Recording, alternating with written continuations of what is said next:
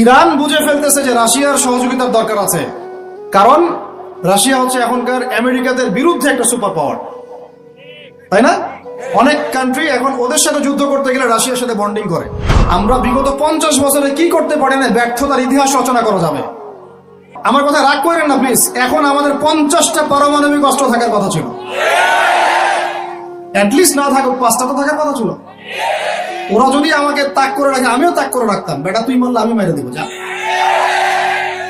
ইরাকের ইউফ্রেটিস নদীর সোনার পাহাড়কে কেন্দ্র করে, ইরাকের ইউফ্রেটিস নদীর, ফোরাত নদীর সোনার পাহাড়কে কেন্দ্র করে। আর বললাম যে হোলি ল্যান্ড তারা চায়, ওই নীলনদ থেকে ফোরাত, এই পুরোটাই হোলি ল্যান্ড। নীলনদ থেকে ফোরাত পুরোটাই হোলি ল্যান্ড, ওরা পুরোটাই দখল করতে চাচ্ছে। ওরা শুধু চায় না। 1789 থেকে শুরু করে 1914 পর্যন্ত এই সময়টাতে তারা বিশ্বটা দখল করেছে। কত সময়? 1789 থেকে 1914, এই যে সময়টুকু, এর মধ্যেই পশ্চিমারা বিশ্বটাকে দখল করেছে। পৃথিবীর সমস্ত জুলুম উঠে যাবে ইনশাআল্লাহ। কোন মাজলুমের অধিকার আর খর্বিত হবে না, প্রত্যেক মাজলুম তার অধিকার ফিরে পাবে ইনশাআল্লাহ। একটা বাচ্চার রক্তের প্রতিশোধ আমরা নিব ইনশাআল্লাহ। একটা বোনের ইজ্জতের বদলা আমরা নিব ইনশাআল্লাহ। আমরা বেঁচে না থাকলে আমার সন্তান নিবে ইনশাআল্লাহ, ও বেঁচে না থাকলে তার সন্তান নিবে ইনশাআল্লাহ। আমরা কিছু ভুলি নাই, ভুলে যাবও না ইনশাআল্লাহ। এই দুনিয়া ততদিন পর্যন্ত ফানা হবে না যতদিন এই দৃশ্য বিশ্ববাসী না দেখছে ইনশাআল্লাহ। তোমাদের যা করার আছে করো। এখন বিশ্বের মুসলমানদের রক্তের হোলি খেলায় মেতেছে। যেখানে মুসলমান সেখানেই নির্যাতন, চায়নায় নির্যাতন, সিরিয়াতে নির্যাতন, তারপর ইয়েমেনে নির্যাতন, ইরাকে করে গেল, হ্যাঁ, তারপরে লেবাননে করে, জর্ডানে করতেছে, আরব কান্ট্রিগুলোর মধ্যে, আফ্রিকার কান্ট্রিগুলো, যে কোনো জায়গাতে তাকান দেখবেন খালি মুসলমানদের উপর নির্যাতন। এর জন্য শুধু ওরা দায়ী নয়, এর জন্য আমরাও দায়ী। কেন নির্যাতন আসবে না? কেন আল্লাহর গজব আসবে না? কারণ নবী সাল্লাল্লাহু আলাইহি ওয়াসাল্লাম বলেই গিয়েছিলেন যে শেষ জামানায় কাফের মুশরিকরা তোমাদেরকে এমন ভাবে আঁকড়ে ধরবে, ঘিরে ধরবে, যেন দস্তরখানায় সবাই খাবার খেতে বসেছে। মানে আমরা সবাই দস্তরখানায় খাবার খেতে বসে যেমন করে বসি একসাথে, ওই যুগে বলছিলেন ইয়া রাসূলুল্লাহ সাল্লাল্লাহু আলাইহি ওয়াসাল্লাম, আমরা কি ওই সময় সংখ্যায় কম হব? অবাক হয়েছিলেন তারা, কারণ ওই সময় তো ইসলামের বিজয়ের যুগ। আমাদের এইরকম অবস্থা হবে যেখানে আমরা 313 মিলে 1000 বদরে ঠেকাই দেই, 700 মিলে উহুদে 3000 ঠেকাই দেই, মোতার যুদ্ধে আমরা কত 3000 নিয়ে 2 লাখকে ঠেকাই দেই। ওই মুসলমানদের এই অবস্থা হবে? সাহাবীরা বলছিলেন অবাক হয়ে। তখন নবীজি বলছেন, হ্যাঁ, তোমাদের অবস্থা এরকম হবে। তোমরা সংখ্যায় হবা সমুদ্রের ফেনার মতো। সমুদ্রের, দেখতে পারতেছেন এখন খালি নাম খাওয়া আসতে মুসলিম বাড়তেই আছে, সমুদ্রের ফেনার মতো। কিন্তু দুইটা জিনিস তোমাদেরকে পেয়ে বসবে, এই দুইটার কারণে এই পরিণতি তোমাদের হবে। এক নম্বর হচ্ছে তোমাদের মধ্যে দুনিয়ার মহব্বত তোমাদেরকে পেয়ে বসবে, আর একটা আল ওয়াহান তোমাদেরকে ধরে ফেলবে। সাহাবীরা বলছে ওয়াহান কি? নবীজি বলছেন তোমরা আল্লাহর পথে জীবন দিতে চাইবে না, এই ভয়, আল্লাহর পথে জীবন দেওয়ার ভয় তোমাদেরকে পেয়ে বসবে। এই দুইটা যখন তোমাদেরকে পেয়ে বসবে, তখন এই কাফের, মুশরিক, মুনাফিক যারা যারা আছে সবাই মিলে তোমাদেরকে একটা কচু কাটা করে ফেলবে। হয়নি এখন এটা? শুধু এই যুগে না, প্রত্যেক যুগে যুগে যখনই মুসলমানদের উপর এই দুটা এসেছে, তখনই মুসলমানরা আক্রমণের শিকার হয়েছে। কখনো তাতারিদের হাতে, হ্যাঁ, চেঙ্গিস খানের বংশধর মনে আছে, মঙ্গলরা, ওরা এসে মুসলমানদেরকে একদম কেটে ফেলে দিয়েছিল। কতদিন? 40 দিনের মধ্যে বাগদাদে ওরা মনে হয় প্রায় 10 থেকে 15 লক্ষ মানুষকে হত্যা করেছে, ওই তাতারিরা মুসলমানদেরকে, আব্বাসীয়দের সময়। এরকম হিস্ট্রি অনেক আছে। তারপরে যখন এই ফাতেমি সাম্রাজ্য চলছিল, তখন ক্রুসেডাররা এসে মুসলমানদেরকে হত্যা করেছে। তারপরে আবার করেছে জেঙ্গিদের সময়, আইয়ুবীদের সময়, এমনকি মোগল সাম্রাজ্য। এর আগেও যখন দুনিয়া প্রীতি আর ওয়াহান ঢুকে গিয়েছিল, তখন দেখা গেছে যে মুসলমানদের মধ্যেই মারামারি চলতেছে।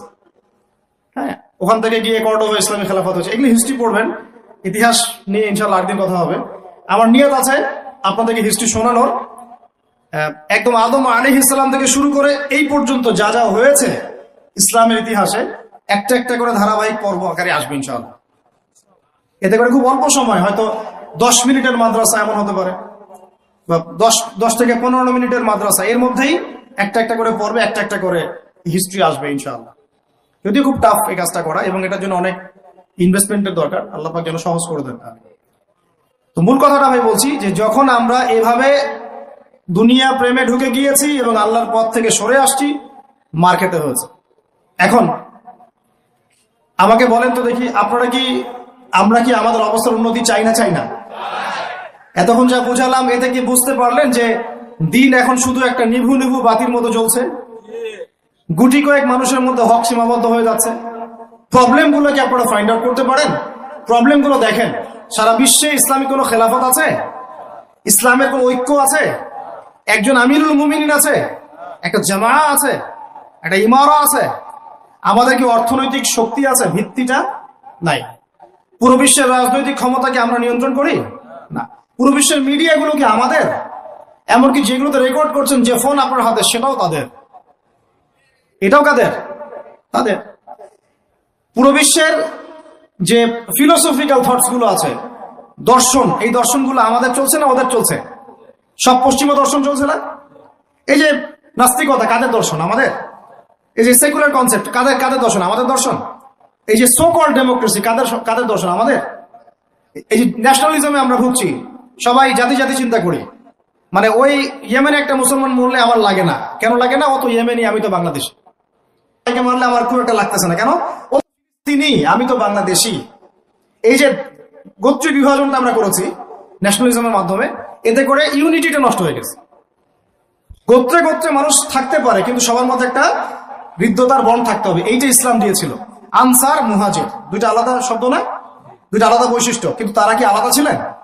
একদম নিজের মায়ের পেটের ভাইয়ের চেয়ে বেশি, তাই না? এটা ইসলাম। আর আমরা যদি বলি আনসার এক গ্রুপ, মুহাজির আরেক গ্রুপ, আনসারকে মারলে আমার কি, আমি তো মুহাজির, মুহাজিরকে মারলে আমার কি, আমি তো আনসার। এই কনসেপ্টটা হচ্ছে একটা ন্যাশনালিজম কনসেপ্ট। এই চলছে। ও দিয়ে দিল ফরাসি বিপ্লবের পর থেকে, 1789 সালের পর থেকে এগুলো আসছে ওয়ার্ল্ডে। 1789 থেকে শুরু করে 1914 পর্যন্ত এই সময়টাতে তারা বিশ্বটা দখল করেছে। কত সময়? 1789 থেকে 1914, এই যে সময়টুকু, এর মধ্যেই পশ্চিমারা বিশ্বটাকে দখল করেছে। আবার নতুন করে কোন কোন জায়গা দখল করেছে? প্রথমে পলিটিক্স। প্রথম জায়গাটা কি? পলিটিক্স। তারপরে সামরিক শক্তি, ওদের মানে এক্সট্রাঅর্ডিনারি সামরিক শক্তি তারা বিশ্বকে দেখিয়েছে। আপনি যত কথা বলেন, একদম পারমাণবিক বোম রেখে দিব তাক করে, আর বেটা তুই কথা বলতে পারবি না, এরকম একটা অবস্থা। বিশ্বাস করেন ব্যাপারটা এরকম। পুরো জাতি নিয়ে আপনি একটা ঐক্যবদ্ধ শক্তি করতে চান, একটা মিসাইল, পারমাণবিক মিসাইল এরকম রেখে দিবে, এই বাড়াবাড়ি করো না বেশি, একদম দিব লঞ্চ করে, বাস আপনি চুপ, একদম চুপ। কারণ ওইটা প্রতিহত করার তো আমার কাছে ওই নাই, ক্ষেপণাস্ত্র প্রতিরক্ষা সিস্টেম তো নাই। এখন আমি যদি বলি, আমার কথা কি মন খারাপ করবেন? আমি যদি বলি যে বিগত 50 বছরে আমাদের দেশ স্বাধীন হয়েছে কবে বলেন? 71, এখন কত? 23, কত বছর বলেন? আমরা কি একটাও ক্ষেপণাস্ত্র তৈরি করতে পারলাম না? এই বিশ্বে এই ধরনের প্রযুক্তি ছাড়া কেউ টিকে থাকতে পারে?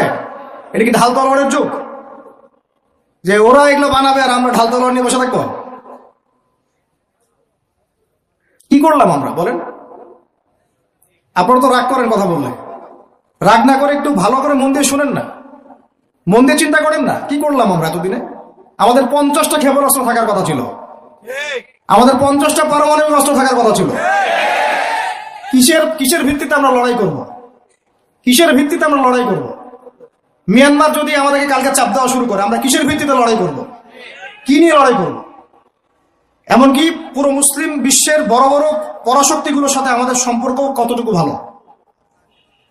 ইরান বুঝে ফেলতেছে যে রাশিয়ার সহযোগিতার দরকার আছে, কারণ রাশিয়া হচ্ছে এখনকার আমেরিকাদের বিরুদ্ধে একটা সুপার পাওয়ার, তাই না? অনেক কান্ট্রি এখন ওদের সাথে যুদ্ধ করতে গেলে রাশিয়ার সাথে বন্ডিং করে।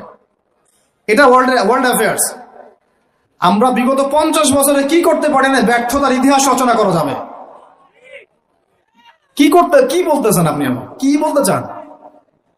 এটা রচনা করা যাবে একটা ইতিহাস। পদে পদে দুর্নীতি করেছে, পদে পদে টাকা আত্মসাৎ হয়েছে, পদে পদে হক নষ্ট করা হয়েছে। এগুলো সব আমাদের সম্পদ ছিল, জনগণের ছিল। আমি কোনো পলিটিক্যাল পার্টি করি না, কখনো করিও নাই, আমার করারও কোনো শখ নাই। কিন্তু একজন আম জনগণ হিসেবে, সাধারণ জনগণ হিসেবে এই কথাগুলো বলছি। প্রত্যেক পদে পদে দুর্নীতি, টাকা আত্মসাৎ, সিস্টেম লস। কেন?